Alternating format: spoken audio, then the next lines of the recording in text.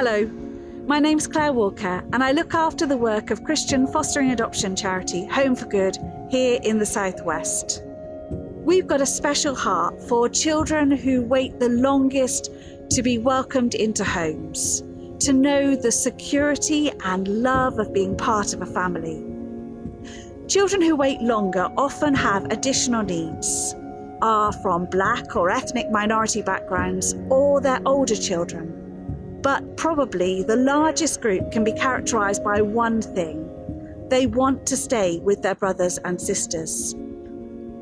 Bristol City Council and many other local authorities in the Southwest are struggling to find long-term foster carers for sibling groups. In fact, at the moment, they need to find 5 new fostering families who can welcome 5 sets of siblings into stable and loving homes. Long-term foster carers commit to being a home for a child or children until they're adults. They offer permanency that all children long for, to know that an adult or a family will be there for them, offering unconditional and consistent support that will give them the foundation for the rest of their lives. One group of siblings we know of are between 3 and 8 years old.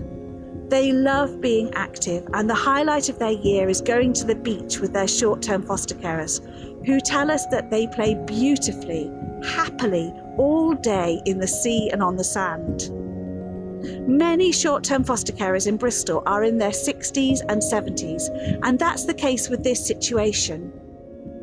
These wonderful foster carers love caring for the children, but they're aware that the siblings need long-term carers who can commit to be around for the children for years, even decades to come, to be family as these children grow up and beyond. When we can't find long-term foster carers for siblings, there are a few possible outcomes, and none of them are ideal. One, local authorities have to look further away for carers, which can mean children have to move schools or lose friends, maybe even leave behind everything they know. Or children end up moving around between short-term carers, each move creating loss, shattering confidence and outcomes in adult life.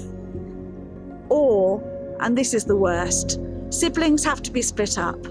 This is sadly a potential outcome for 2 groups in Bristol who are a bit older at the moment. It's so heartbreaking when they've always been together, they've always supported each other, but time is running out to find them someone who will care long term. These 5 groups of siblings are not needing to move because of difficulties, but because they deserve families that can meet their needs, not just now, but in the years to come. They deserve to know that they are part of a family, that they belong, that they won't have to move again in a year or so. They deserve to know that someone will be there for them at every step, even seeing them dress up for prom, celebrate their first job, or perhaps even to welcome the next generation.